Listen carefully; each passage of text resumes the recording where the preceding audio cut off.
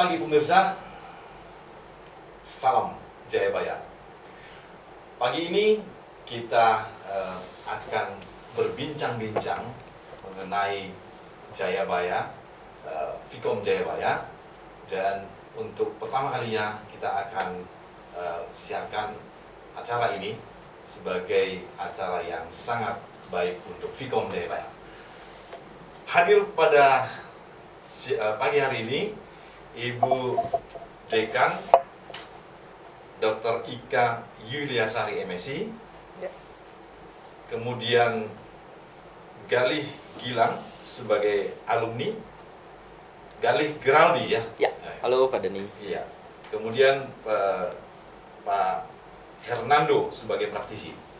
Untuk kali ini kita akan berbincang mengenai potensi karir lulusan ilmu komunikasi Jayabaya di dunia kerja. Oke, baik. Untuk pertama kali saya akan tanya dulu Ibu Dekan sebagai penggawanya akademik Vkom Jayabaya. Dunia Vkom pada saat ini kan memang sangat hingar-bingar dengan serba digital, Ibu Ika.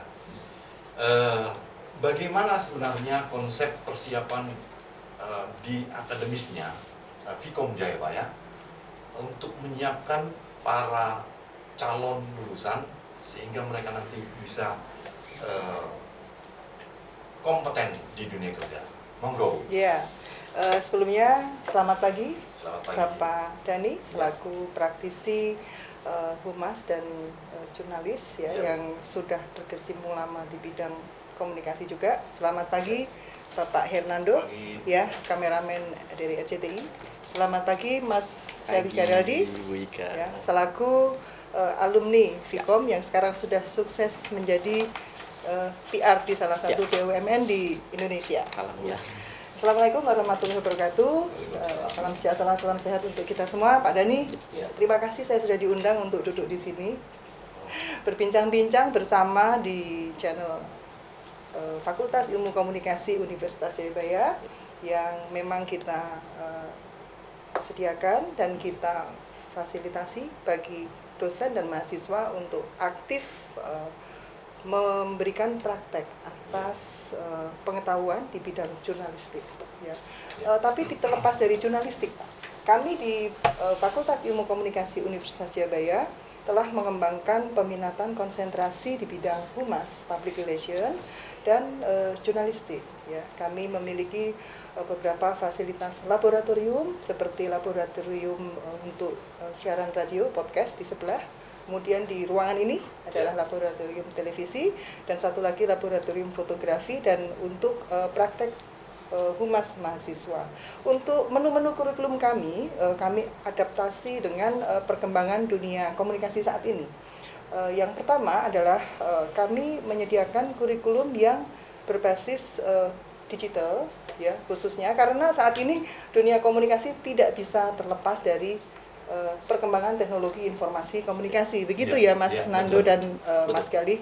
Jadi kami selalu anytime menerima masukan dari masyarakat, khususnya dari mahasiswa, orang tua mahasiswa, kemudian dari para praktisi, kemudian alumni, yang salah satunya kami wujudkan dengan langkah tracer study yang menjadi syarat bagi kami untuk pengembangan fakultas, ya, khususnya untuk melihat bahwa oh iya ternyata alumni Fakultas Ilmu Komunikasi Universitas Jayabaya ini sukses berkarya di dunia kerja, apakah itu di dunia akademis maupun di dunia praktis, sebagai jurnalis maupun sebagai PR seperti Mas Galih ini. Dan kebetulan hadir di ruangan ini Mas Galih ini adalah alumni yang memiliki multitalenta.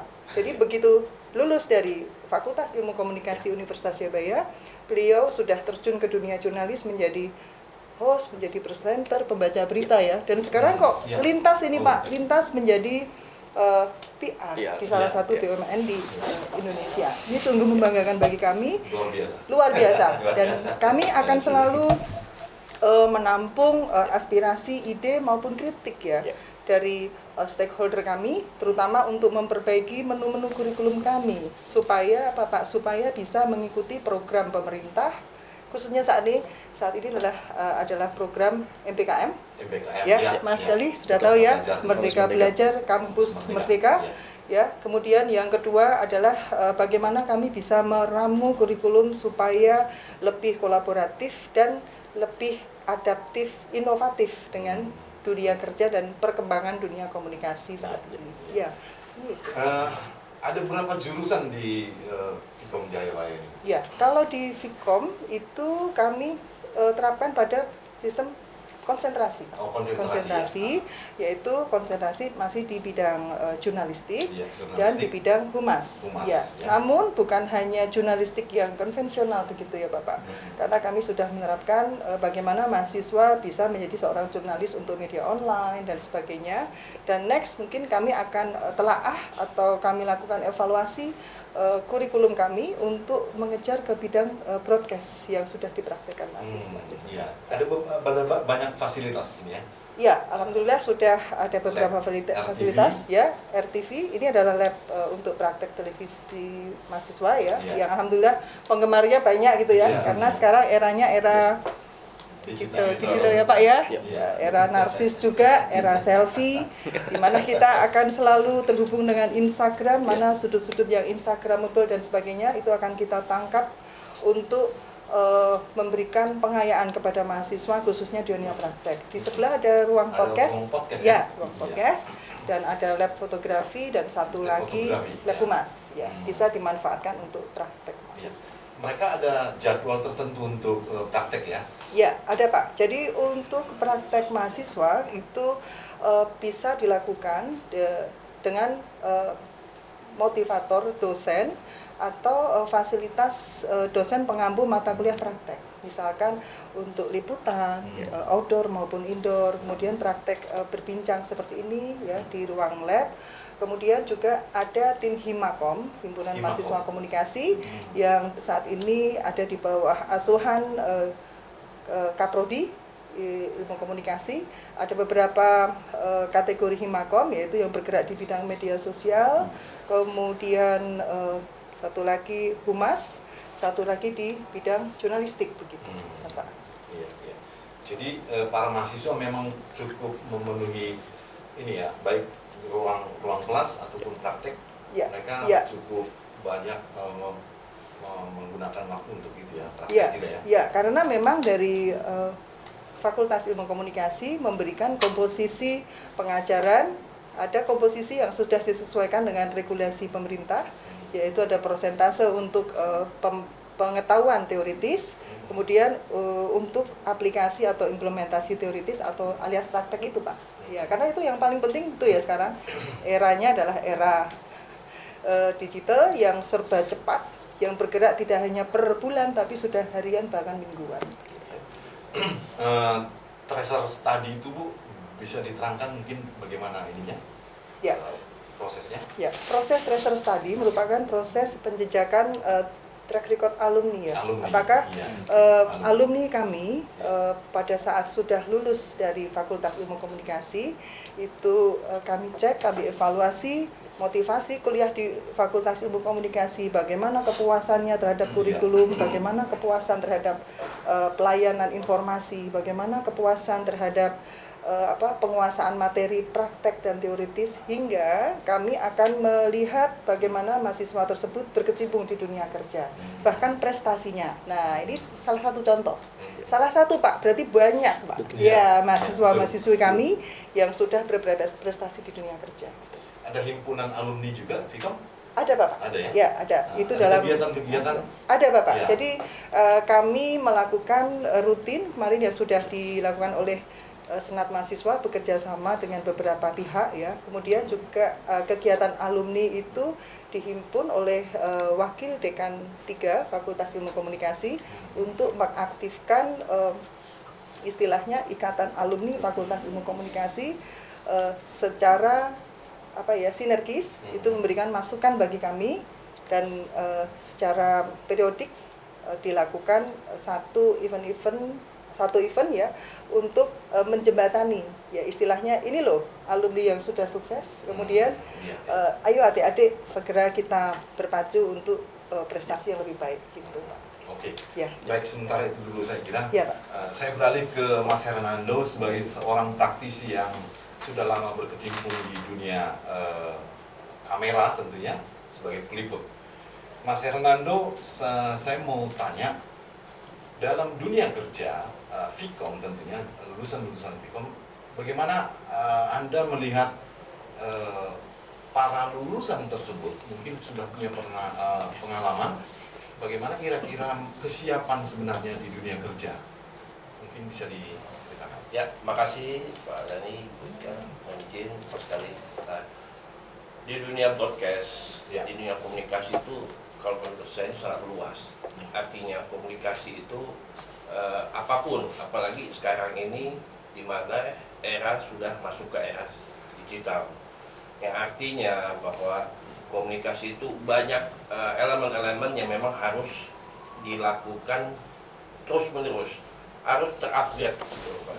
Nah, apalagi saat ini banyak kaum milenial yang mana mereka terkait masalah teknologi itu sangat terupgrade gitu.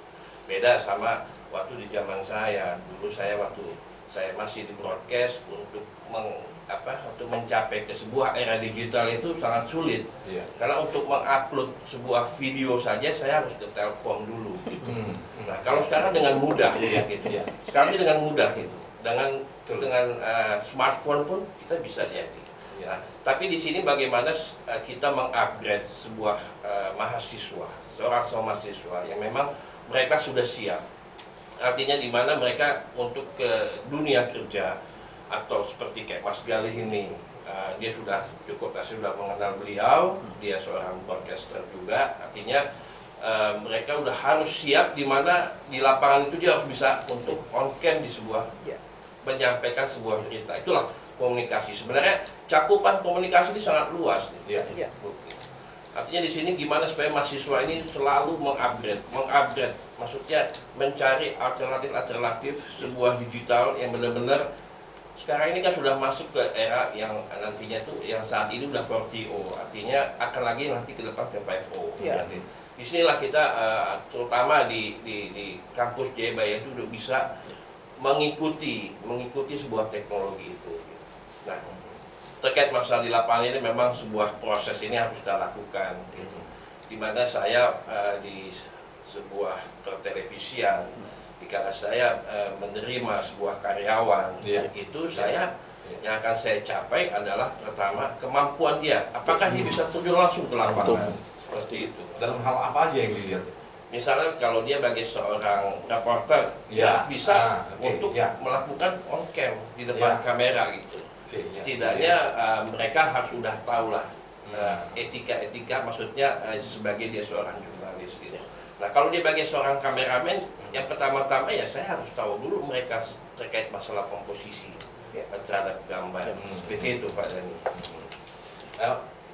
Mereka ada kesulitan nggak kira-kira yang sudah punya pengalaman, ada kesulitan nggak dalam beradaptasi dengan selama ini kita tuh untuk beradaptasi itu tidak butuh waktu lama. Kenapa? Karena yang saat ini, maksudnya mahasiswa saat ini mereka sudah berusaha untuk mencoba mengikuti itu gitu. Jadi memang agak beda ya di zaman saya dengan di zaman anak-anak sekarang. Anak-anak sekarang itu juga lebih cepat menguasainya. Karena fasilitas-fasilitas itu mereka dapat gitu kan. Kalau zaman saya kan dulu untuk mendapatkan itu ya saya harus kesini dulu, butuh proses waktu cukup lama seperti itu. Iya. Bisa diceritakan pengalaman-pengalaman sulit di lapangan yang mungkin sudah dihadapi sebagai seorang praktisi yang sudah luar biasa? Ya, ini bagus sekali pertanyaan Mas Dani. Lebih kepada mental sebenarnya. Iya, mental justru ya. Oke. Karena saya pernah mengalami banyak lah, mengalami di mana senjata ada di kepala. Wow. Pernah mengalami di mana saya dikerubungin oleh preman begitu. Tapi kita di sini bagaimana cara kerja kita profesional dan juga kita menghargai narasumber. Contoh seperti saya liputan di Papua, di mana orang Papua itu udah tergores lah dengan mereka itu dengan media-media luar. Artinya dikala kita mau syuting dia bilang, bapak syuting saya harus bayar gitu. Kalau Bapak tidak bayar, Bapak tidak boleh pulang. Nah, gitu kan. Nah, tapi gimana? Kalau secara nyali saya pasti. Iya. Nah, ini kembali lagi pada trik kita sebagai seorang jurnalis. Bagaimana pendekatan pendekatan. Pendekatan. Bagaimana kita bisa menjelaskan pada narasumber? Iya. Kita jelaskan bahwa saya sebagai seorang jurnalis, saya sebagai seorang wartawan, bagaimana saya untuk bisa mengangkat budaya-budaya negeri Papua ini yang memang yang notabene tanda petik dia sudah tertinggal sih. Gimana untuk menciptakan untuk mengangkat ini? Oh begitu Bapak. Nah, kalau sudah kalimat oh begitu Bapak, artinya mereka sudah mulai simpatik sama Iya. saya. Betul. Disitulah trik-trik memang di ilmu komunikasi ini sangat penting. Iya. Oke, mungkin sementara itu dulu. Baik. Ya, saya beralih kepada Mas Galih Ya. yang sangat luar biasa. alumni. Terima kasih. Vkom Jayabaya. Betul. Mas Galih, bisa nggak diceritakan mungkin sekilas mengenai bagaimana waktu kuliah, Oke. dan kedua mungkin berapa lama menunggu sebelum kerja. Oke. Selanjutnya juga ketika yang paling menarik biasanya kan gini, ketika mulai kerja. Oke. Ini nih, Oke. mulai kerja itu kan biasanya sangat berkesan itu. Ya. Ada pengalaman apa dan seterusnya. Ya. Yang saya dengar saat ini Anda sebagai Vice President. Ya. Luar biasa. Oke, Luar silakan. biasa. EVP. Oke. Terima kasih. Terima kasih sebelumnya Pak Dhani, Bu Ika, dan juga Mas Nando. Ini sebuah kehormatan sebelumnya buat saya sebagai alumni, karena to be honest, saya sebagai seorang alumni dari Vkom Jayabaya, saya sangat bangga sekali membawa kampus saya ketika saya memperkenalkan kamu lulusan mana. Nah, jadi terkait dengan pertanyaan itu tadi Pak Dhani, mungkin saya boleh sedikit cerita terkait pengalaman kuliah saya. Saya nggak tahu kalau saya nggak kuliah di Jayabaya, apakah saya bisa seperti ini? Karena bukan apa-apa. Dari beberapa, saya dulu angkatan 2008, konsentrasi saya jurnalistik. Tadi saya juga sempat cerita-cerita di angkatan saya itu, Mas Nando, Bu Ika, jurnalistik itu hanya 11 orang. Oh, Public ya. relation ada 51 orang. Oh, gitu. Seperti itu. Jadi Laris. lebih laris PR, karena mereka ya mindsetnya memang menjadi PR itu lebih enak mungkin, Iya, tidak iya, segala betul, macam. iya.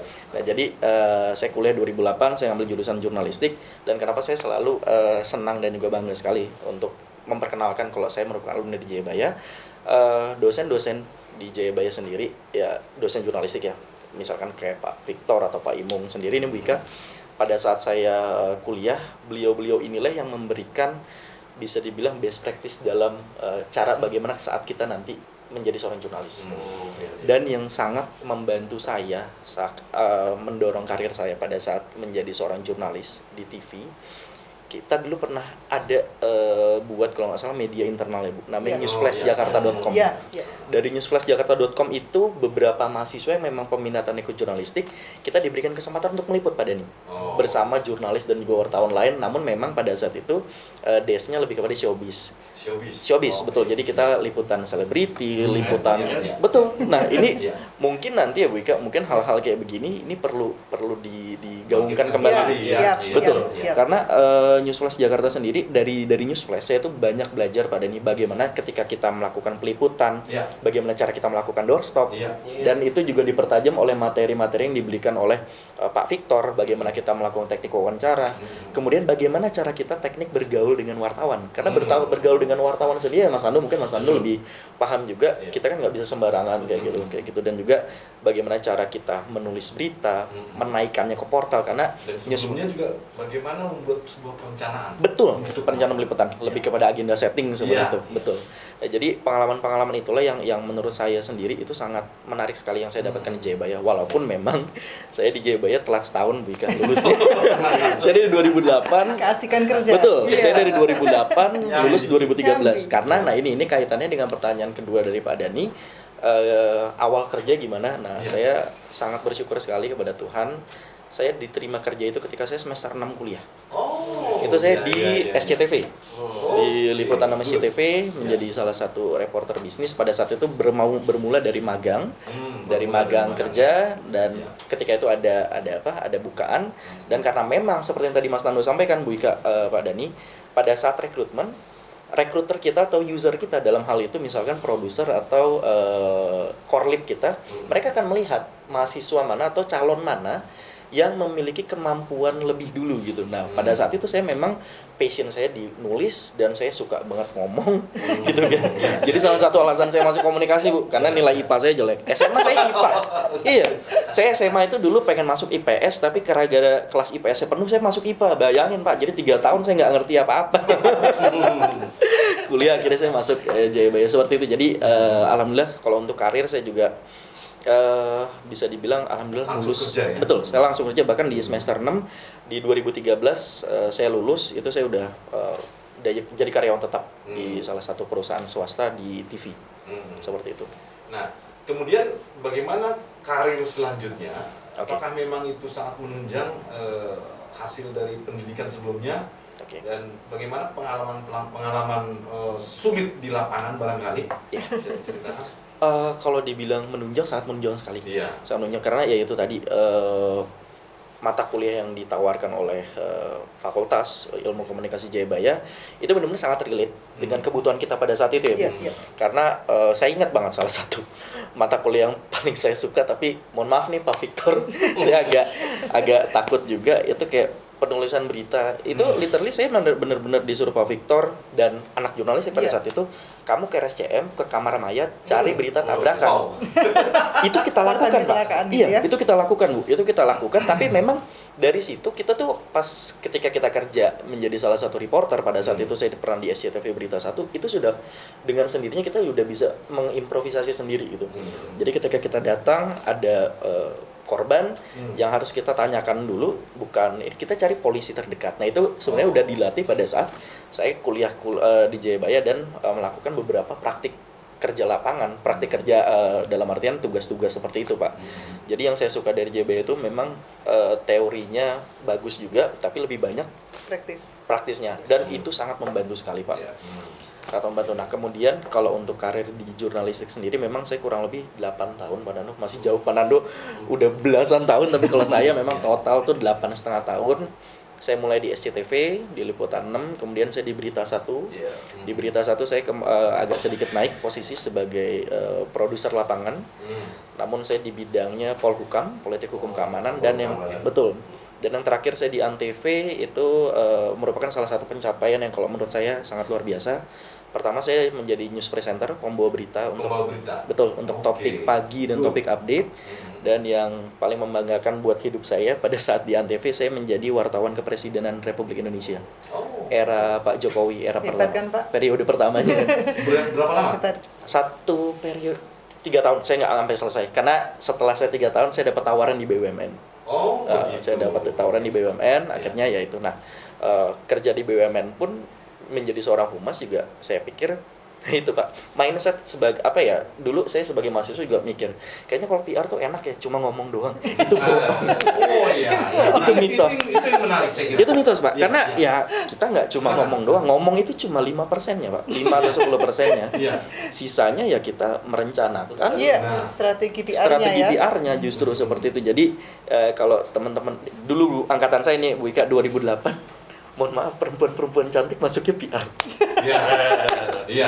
Karena Itu mereka- memang image-nya Betul, berbeda. karena Dan memang saya kira juga itu sangat logis. betul, itu sangat logis, tapi Karena memang mereka merupakan sebuah figur. simbol, Iya, betul, simbol. representatif dari Simbol, sebuah iya. korporasi seperti Iya. itu, Pak. Ya memang tidak salah, tapi Ya, cewek-cewek cakep sama cowok-cowok ganteng. Ya, mohon maaf memang itu sebagai betul. image-nya. Daya Iya, tarik citranya. juga ya. Betul. Betul. Nah, makanya saya sadar waktu itu saya jelek, saya jadi masuk. Luar biasa, Mas Karima. Tapi ya itu, Pak, ini apa, just kidding ya, Pak ya, tapi lebih kepada itu sih, Pak. Kalau menjadi seorang PR sendiri sih mungkin ada beberapa mindset yang memang di awal itu yang ganteng, yang rapi, atau yang ngejual penampilan tuh PR, tapi percayalah itu hanya 3 atau 5% dipakainya. Selebihnya kecerdasan dan kecermatan dan kemampuan. Betul, Nah, betul, Pak itu. Denny. Karena ini Untuk melaksanakan. iya, ini saya sepakat dengan Mas Nando gitu, karena di posisi saya sebagai EVP di salah satu BUMN yang membawahi corporate communication dan juga CSR, beberapa tim saya, kurang lebih saya ada 17 orang staff di bawah saya. Mereka rata-rata pada saat rekrutmen, mereka memang yang saya pilih mereka sudah bisa menulis, mereka sudah bisa melakukan manajemen resiko, isu krisis dan lain-lain. Dan banyak juga yang mereka yang apply tapi saya tolak karena ya gitu, mereka hanya mengandalkan seperti itu gitu kan. Dan dari kampusnya juga kampus-kampus yang luar biasa juga gitu, tapi lagi-lagi itu tidak menjamin. Kalau menurut pengalaman saya pribadi, Bu Ika, yang memang benar-benar bisa diterima di ruang lingkup BUMN ataupun TV, memang seperti yang Mas Nando sampaikan, mereka yang memang benar-benar bisa ataupun yang punya kemampuan pada saat kuliah seperti itu. Dan saya ngelihat di Jayabaya ini dengan adanya lab TV, kemudian podcast ini sepertinya akan mudah sekali ya untuk alumni Jayabaya untuk bergerak, sangat mumpuni sangat ya, betul. Tapi memang apa yang disampaikan Mas Gali tadi ini, proses-proses itulah yang akhirnya mencapai di puncak. Gitu. Proses Mas Gali ini sungguh kalau menurut saya ini sungguh step by step. Artinya dia sebagai seorang menjadi seorang presenter pun dia mengalami apa itu nama di lapangan. Kebanyakan kan sekarang udah jadi langsung presenter. Tapi Mas Gali ini prosesnya luar biasa ini. Sampai dia menjadi seorang ibu. Iya. Mungkin coba ingin kita gali sedikit bagaimana pengalaman di ketika menjadi wartawan kepresidenan, ya, sehingga itu mungkin bisa menjadi sebuah gambaran bahwa bagaimana mengatasi kesulitan-kesulitan yang ada di sana barangkali sekarang. Ya, Pak Dani, terima kasih pertanyaannya. Jadi sebelumnya mungkin ini juga sedikit introduksi aja ya, Bu Ika, Pak Dani dan juga Pak Nando. Jadi pada saat saya menjadi seorang wartawan, itu pertama kalinya saya naik pesawat, Pak. Karena yaitu saya terlahir bukan dari keluarga yang kaya raya, sangat tidak kaya raya, bahkan menengah ke bawah. Jadi pada saat saya menjadi seorang jurnalis, pertama kali saya mendapatkan kesempatan naik pesawat. Ditambah lagi pada saat menjadi wartawan kepresidenan. Kesannya luar biasa. Luar biasa. Dan kemana waktu itu? Yang pertama. Yang paling pertama ya saya. Kalau ke naik pesawatnya gitu apa jadi apanya? Betul. Kalau pertama saya ke Manado, Pak. Oh, Manado. Liputan? Kalau liputan saya paling jauh pernah. Ya, liputan apa waktu itu? Pada saat itu beliau kalau nggak salah ada beberapa kegiatan bertemu dengan masyarakat di sana. Seperti itu. Tapi lebih luasnya ada beberapa liputan yang memang mengharuskan saya untuk keluar negeri juga. Dan ya bisa dibilang kemana tuh? intinya yang saya belum pernah hanya ke Amerika Serikat, Pak. Oh gitu ya? Ya, tapi kalau ke beberapa negara berarti? kalau benua sih hampir Afrika pun juga pernah, Pak. Oh gitu ya? Pernah. Biasa. Pernah, betul. Tapi ke Amerika Serikat belum pernah, karena pada saat itu liputan ke Amerika Serikat mungkin Pak Nando bisa ini juga itu diidam-idamkan. Biasanya yang dapat itu eksekutif produser. Biasa gitu. Betul kan? Kayak gitu. Tapi pengalaman sendiri berada di dekat ring 1 atau di orang nomor 1 itu luar biasa sih, Pak, karena ya gitu, pengalamannya yang awalnya kita sebagai wartawan Polhukam, politik hukum keamanan, kita kemana-mana pakai celana jeans, mau bau, mau rambut berantakan tuh bodo amat. Tapi kalau berada di ring 1 Pak Presiden itu kan harus pakai celana bahan, pantofel, rambut harus rapi, formal, seperti itu sih. Tapi kalau untuk pengalamannya banyak banget, Pak, yang banyak banget. Kemudian yang paling penting pada saat berada di ring 1 beliau itu koneksi dan juga relasi itu benar-benar bisa dibilang menggurita pada saat itu. Mulai kenalan dengan salah satu menteri, Bu, ataupun ada ada networking ataupun dengan betul seperti itu. Nah, peliputan presiden itu kan kadang-kadang memiliki sebuah keunikan. Apalagi Presiden Jokowi ya. Betul. Kadang-kadang rencana dia ke mana terus dia berhenti tiba-tiba di tengah jalan bersama masyarakat. Betul. Pernah nggak pengalaman? Sering, Pak. Jadi memang kalau untuk liputan presiden, Pak, biasanya gini, kita kalau ditugaskan oleh TV ataupun dalam arti oleh Korlip kita, koordinator liputan, kita biasanya kan disuruh ikut mobil pribadi ya, Pak ya, mobil dari katakanlah pada saat itu saya di Antv ya seperti itu, saya ikut mobil Antv. Tapi biasanya kalau ikut ada liputan presiden belusukan, saya lebih prefer ikut mobilnya beliau, dalam arti mobil rombongan wartawan.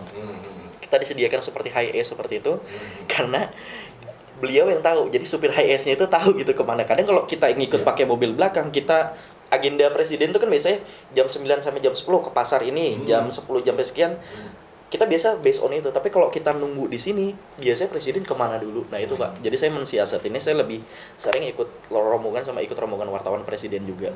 Dan memang pada saat beliau belusukan ataupun memang tidak ke tempat yang dijadwalkan ya pengalaman liputannya ya luar biasa, desak-desakan sama warga atau bahkan kamera kita dipatahin warga itu biasa. Oh, iya? Iya, saya ada 2 kali Pak. Kameramen Kenapa? Terdesak atau apa? mereka tuh pengen foto dengan Pak Jokowi, sedangkan saya harus ngambil gambar. Karena pada saat iya. liputan presiden biasanya saya ditugaskan sebagai video jurnalis. Jadi Iya, iya, iya. karena memang aturan dari Setpers ya mungkin Pak Nando tidak boleh 2 orang. Biasanya kan idealnya kameramen dan reporter. Tapi iya. kalau untuk liputan presiden karena memang yang dibawa banyak, jadi harus ini sendiri. Nah ini kaitannya juga itu juga Pak Nando. Jadi pada saat itu di Vkom Jayabaya saya juga tidak hanya mendapatkan pelatihan jurnalistik penulis, tapi ada beberapa mata kuliah, kalau nggak saya lupa mata kuliahnya, tapi yang mengharuskan kita untuk bikin feature berupa video. Ilmu yang saya dapat penguasaan kamera walaupun standar itu saya dapat dari situ Pak. Jadi ketika ditugaskan kamu bisa pakai kamera bisa. Karena pada saat dulu di kuliah pun saya pernah diajari juga Bu seperti itu sih. Jadi Nah, itu kan pengalaman sebagai jurnalis. Ya. Nah, Jayabaya kan memiliki konsentrasi yang Betul. komplit nih. betul. Sekarang Anda di Humas, Ya. ya toh? Betul. Nah, pengalaman sebagai seorang humas Ya. yang tentu yaitu tadi yang Betul. memang harus menguasai, memberikan sebuah image Betul. bahwa corporate seperti ini. Ya. Apa pengalaman yang paling sulit mungkin yang bisa diungkapkan? Atau mungkin sebelumnya bagaimana kebiasaan-kebiasaan prepare untuk menghadapi sebuah event? Oke. Nah, ya, itu seperti apa dan kesulitan apa yang ada di sana? Oke, mungkin terkait dengan kesulitan saya akan coba bagi 2 kategori ya Pak. Jadi yang Ya. pertama terkait dengan krisis. Nah, krisis inilah yang memang sering kami hadapi. Saya saat ini bekerja di perusahaan BUMN yang memang memiliki dan juga mengembangkan sebuah kawasan industri. Kawasan industri BUMN dan perusahaan saya ini di bawah holding Dana Reksa Buika. Jadi karena kalau kita berbicara kawasan industri pasti kita akan berbicara tanah.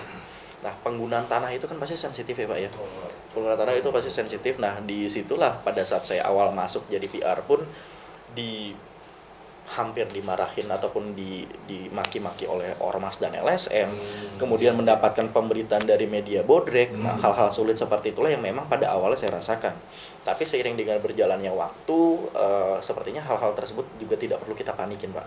Tidak perlu kita panikin karena pada dasarnya isu-isu tersebut kalau misalkan kita memang secara mapping kita sudah tahu harus bagaimana, siapa yang harus kita pegang, regulator kita siapa, hal itu bisa kita ini dengan sendirinya.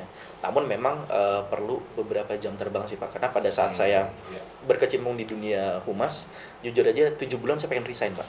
Oh iya? 7 bulan pengen resign karena gini Pak. Nah ini mungkin iya ini agak sedikit menarik karena gini Pak.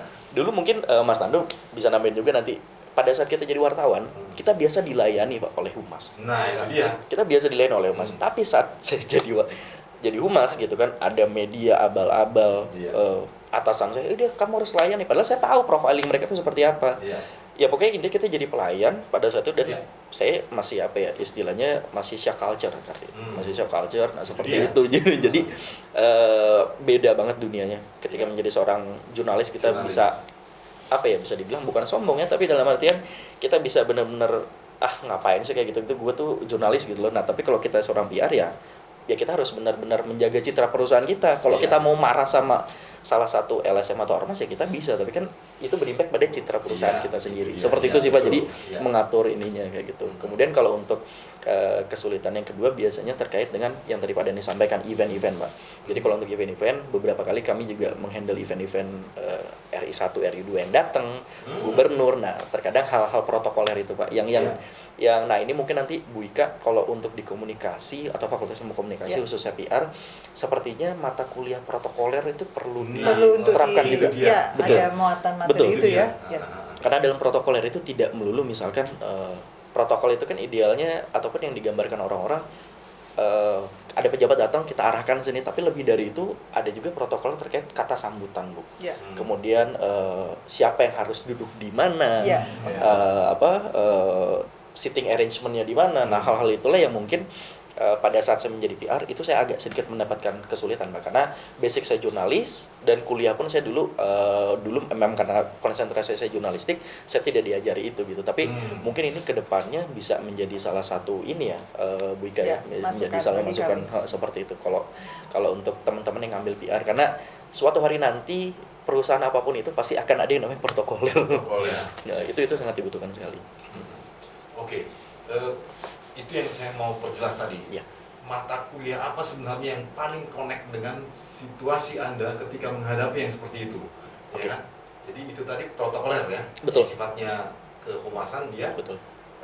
Selain itu ada nggak yang bagaimana mengatasi problem lapangan? Nah, Dulu Anda punya mata kuliah apa yang mungkin Yang terkesan gitu paling ya? penting berarti? Terkesan, paling penting ya, oke.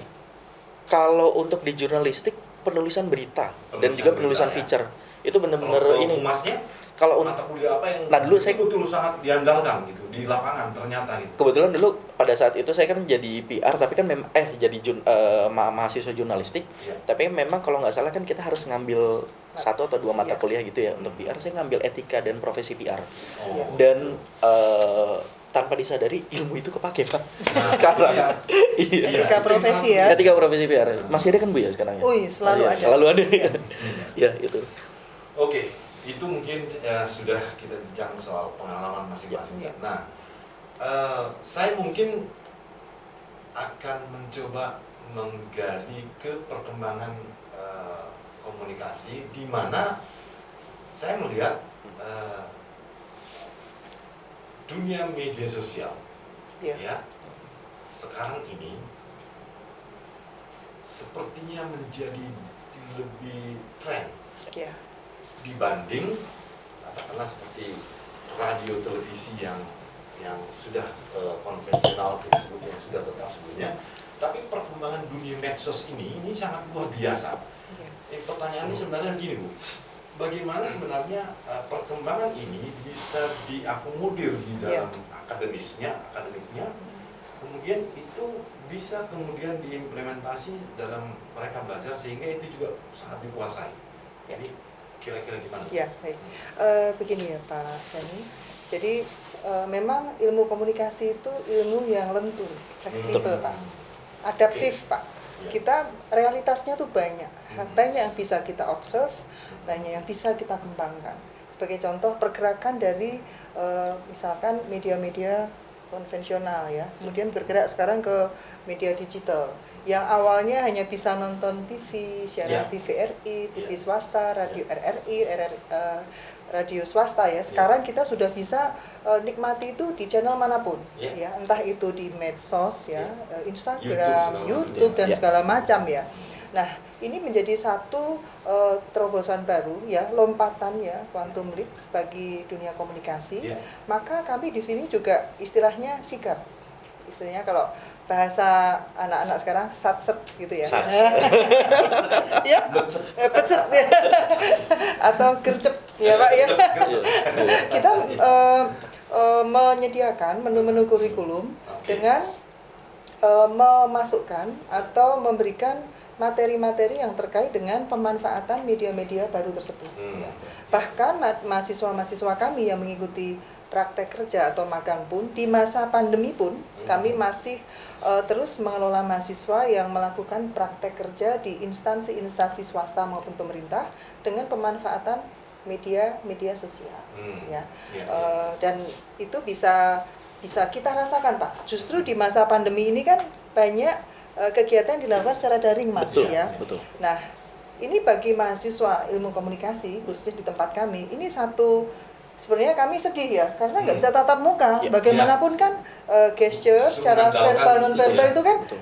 asik tatap muka ya Pak ya. Tetapi kenapa harus daring misalkan? Tapi itu menjadi satu kesempatan bagi kami untuk lebih banyak belajar tentang bagaimana sih komunikasi yang efektif melalui pembicaraan melalui daring, kemudian bagaimana mengelola informasi yang bisa disampaikan di YouTube Vkom atau Instagram Vkom dan sebagainya, sehingga mahasiswa lebih bervariasi justru iya, jadi justru kita malah dipaksa untuk belajar lebih banyak. Iya, Nah, iya. dan alhamdulillah ini kita sudah mereview kurikulum Fakultas Ilmu Komunikasi dengan materi-materi yang lebih adaptif, khususnya mengikuti perkembangan media sosial saat ini. Oke, Iya. jadi udah ada sebuah perkembangan dan mungkin apa itu sudah ada di semester berapa? Dari awal Atau kami itu sudah sifatnya memberikan praktek saja? oh enggak Pak. Jadi pada komposisi teoritis dan akademik pun kami memasukkan model-model komunikasi terbaru, Pak. Nah, model-model komunikasi dan teori lama itu sudah goodbye, Pak. Ya. Kita gunakan itu pembelajaran di kelas dengan memberikan model-model komunikasi yang adaptif dengan istilahnya komunikasi dialogis, ya, istilahnya ada interaksi antara, sekarang istilahnya netizen, ya, netizen dengan misalnya seorang YouTuber dengan netizen, influencer, buzzer dan sebagainya, itu menjadi nuansa dalam pembelajaran tentang media komunikasi, gitu, Pak. Mas Nando, kira-kira gimana?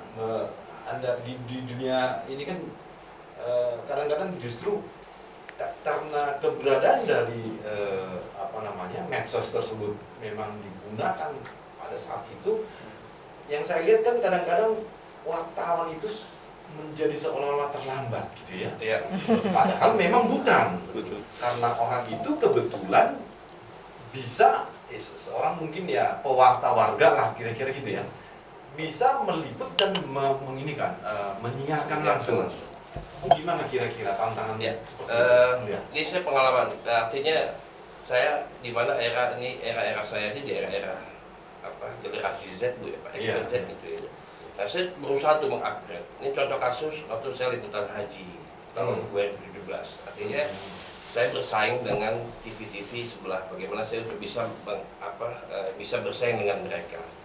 Akhirnya kita pecah nih antara saya sebagai kameramen dengan reporter. Saya pecah, kalian sendiri, saya sendiri. Akhirnya saya berusaha untuk belajar on cam. Saya berusaha bagaimana dengan smartphone saya bisa untuk mengupload, saya kirim gambar ke Jakarta. Itu bisa langsung ditayangkan, seperti itu.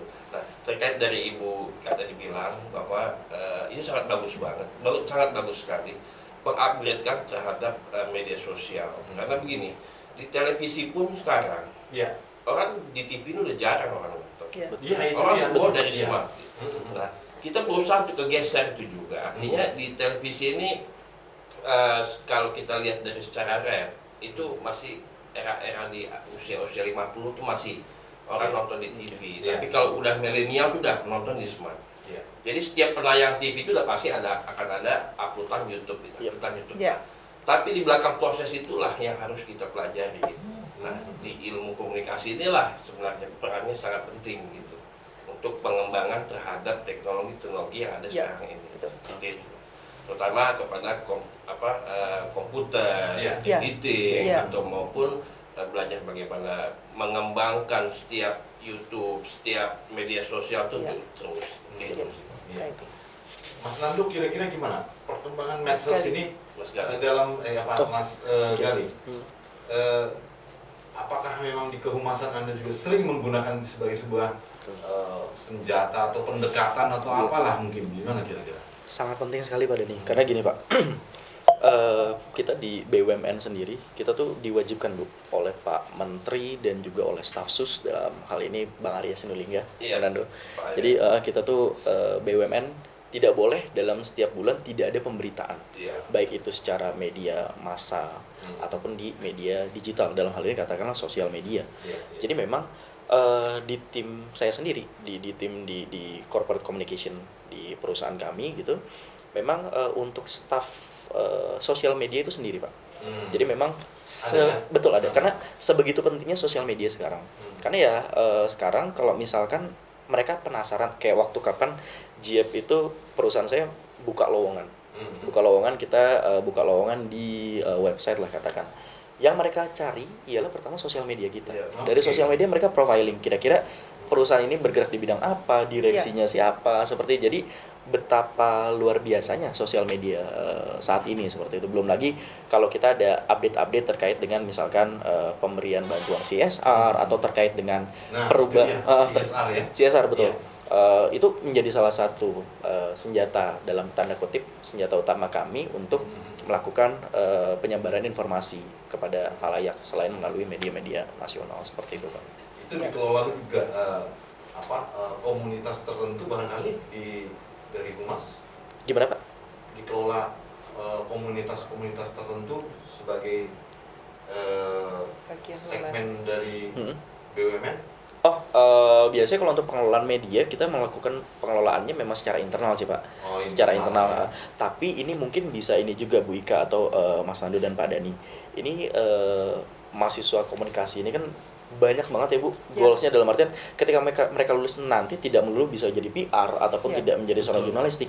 Iya. Sekarang ada potensi baru untuk terkait sosial media Pak Dani. Misalkan teman-teman di sini ada yang jago sosmed, Iya. mereka sekarang bisa apply ke agensi-agensi yang mereka ini memang menangani sosial media perusahaan. Nah, Iya. itu dia. Nah ini kan Iya, sebenarnya jadi betul. potensi baru. Jadi Iya. mereka yang Betul. udah jago ngitung insight atau AdSense, Iya. mereka dengan mudah Pak Iya. dapat berkarir gitu. Dan itu yang sekarang dibutuhkan mungkin. Betul. Karena terkadang kayak perusahaan saya pernah lah 2018 kita menghadapi krisis. Termasuk content creator. Ya. Setuju Nah, Pak. Iya. itu Setuju. dia. Betul. Jadi itu sebuah profesi dari Sebuah profesi. komunikasi sekarang ini, Bahkan prospeknya. di beberapa BUMN, katakanlah BUMN di bawah jasa keuangan, Ya. mereka tuh udah punya hostnya sendiri Iya. Pak. Hostnya sendiri, dan mereka bukan dari TV, tapi mereka memang dicari konten kreator. Ya. Yang memang pada saat, kebetulan saya kenal dengan salah satu VP bank, salah satu bank BUMN, mereka nyari pada saat itu social media officer, yang dilihat ataupun tesnya ialah kamu punya vlog nggak, kamu punya TikTok nggak? Nah, Iya. itu. Iya, itu jadi mereka lihat dari Karyanya, TikTok, betul, karyanya. betul, Iya. dari Betul, karyanya dari iya. situ. Jadi apakah pernah FYP atau tidak? Tapi FYP atau tidaknya itu kan tergantung konten ya. Iya. Tapi terkadang mereka profilingnya seperti itu, Mas Nando, Bu Ika, Pak Dani. Jadi dari TikTok atau dari YouTube seperti itu. Iya. Ya. Tapi memang itu Mas Gali. Iya. Kalau saya waktu merekrut kameramen misalnya gitu, atau seorang reporter, DJ atau apa, pasti kan saya tanya itunya, kamu punya medsos nggak? Iya, Nah, betul. kamu punya story nggak? Dan itu udah hal yang lazim. Itu sekarang. hal lazim, betul. Ada link saya Pak gini-gini, itu akan saya lihat. Betul. Jadi passion mereka di mana? Gitu. Hmm. Dari situ akan kita bisa alihkan ke mereka. Iya, Iya. setuju. Oke. Baik, Pak Ya, Dani. mungkin rasanya tidak cukup untuk kita bincang-bincang. Sedikit, Mungkin Pak dalam Dani. waktu ya. Ya, Iya. sedikit lagi Pak Dani. Iya. Jangan beranjak dulu sebentar Iya, ya. iya. Bahwa kameramen, kemudian operator teknis di talk show pagi siang hari ini semuanya adalah mahasiswa-mahasiswi Fakultas Ilmu Oh, Komunikasi gitu. Universitas Mantap. Jayabaya. Iya. Mantap. Berikut didampingi Keren. oleh Ibu Kaprodi, kita, Ibu Mega Luar Ayu biasa. Permatasari. Keren, keren. Kemudian Mahasiswa ada malah ya? Mahasiswa Iya, semua. mahasiswa Good. dikoordinir Iya. oleh Ibu Langsung Kaprodi. praktek nih. Iya, langsung praktek Pak. Luar biasa nih Bu, udah Iya. bisa bikin seperti ini. Iya, iya. Semuanya ya. Anugerah bagi Luar kami. biasa. Ini lab RTV Vicom Jayabaya. Jaya. Iya. Luar biasa. Iya, Ini iya. diproklamirkan dan ini menjadi sebuah stasiun yang Iya, Betul. iya, jadi iya. alat komunikasi nanti untuk Iya, mengembangkan ini iya, ya, jadi- beberapa perbincangan untuk selanjutnya. Ya, Betul. jadi kami akan melibatkan mahasiswa, dosen, praktisi maupun alumni ya Iya. untuk berbincang-bincang di channel Fakultas Ilmu Komunikasi Universitas Jayabaya. Jadi Oke. selalu salam komunikasi ya Mas. Salam komunikasi. Iya. Ya, jadi saya kira mungkin nggak cukup kita untuk sebentar, ya tapi nggak terasa lebih dari 4-5 menit mungkin Iya. kita bicara. Iya. Kita akan sambung untuk berikutnya.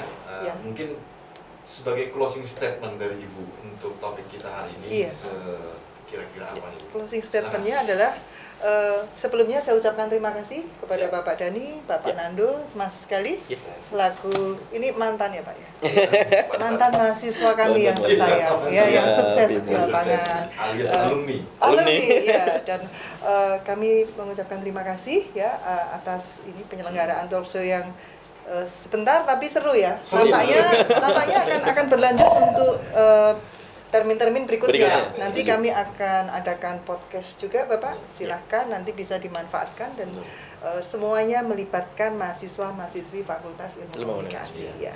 Bapak-bapak bisa meliput atau bisa juga melihat ya tayangan kami di Instagram kami maupun TikTok kami Ya. yang dikelola oleh tim Himakom Ya. Fakultas Ilmu Komunikasi Himakom, ya. Universitas Jayabaya. Jadi closing statement-nya adalah marilah kita selalu menjaga sinergi bersama ya antara Fakultas Ilmu Komunikasi Universitas Jayabaya dengan Ya. alumni, dengan mahasiswa, mahasiswi yang tercinta, dengan Bapak Ibu dosen dan Ya. Bapak praktisi ya. Ya. Otomatis beliau-beliau adalah praktisi Ya. yang juga telah mendukung kegiatan-kegiatan di bidang pertelevisian ya Pak ya. Ya. Ya, jadi kita istilahnya banyak belajar juga banyak belajar istilahnya apa ya, praktek ya bersama Ya, gitu, supaya bisa bersama-sama memajukan channel Fakultas Ilmu Komunikasi Universitas Jayabaya.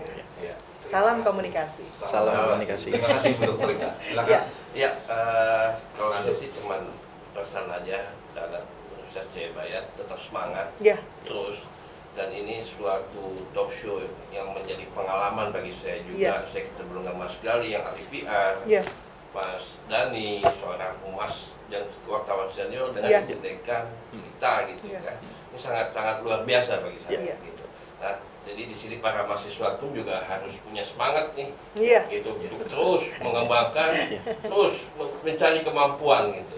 Kan nanti kalian tuh memang sebagai seorang penerus bangsa. Betul. Iya. iya. Itu aja sih Pak Dani. Ya. Oke, monggo Mas Gali. Ya, terima kasih Pak Dani, Bu Ika, dan juga Mas Nando. Mungkin sedikit saja karena tadi sudah dibahas juga oleh Bapak dan Ibu di sini. Mungkin terkait dengan closing statement untuk teman-teman mahasiswa ya, Ya, apalagi betul. Fakultas Ilmu Komunikasi Jayabaya, tetap stay on the right track. Kemudian yang kedua, teman-teman di sini masih muda, perbanyak komunikasi dengan pihak eksternal, perbanyak relasi, dan yang terakhir, ketika memang kalian sudah memiliki passion, baik itu di jurnalistik atau di PR, jangan pernah hitung-hitungan, karena ketika kalian tidak hitung-hitungan, insya Allah suatu hal yang profesional ataupun suatu hal yang besar akan membayar passion Anda dengan sendirinya. Itu aja. Ya, Terima ya. kasih. Terima kasih. Oke. Sama-sama. Baik. Hebat ya. Saya tentu mengucapkan terima kasih kepada Ibu Dr. Ika, Ibu Dekan, pada alumni yang sangat mumpuni, luar biasa, Gali, Sama-sama, Dani. dan Mas Nando Ya. sebagai praktisi yang sangat berpengalaman. Baik, mungkin dalam waktu kita akan lanjutkan kembali dengan tema-tema berikutnya. Ya, Baik, terima saya kira kasih. demikian acara kami pada hari ini dengan tema prospek lulusan Vkom Jayabaya di dunia kerja. Ya. Sampai jumpa di acara berikutnya. Ya, Salam Vkom. salam komunikasi. Salam komunikasi.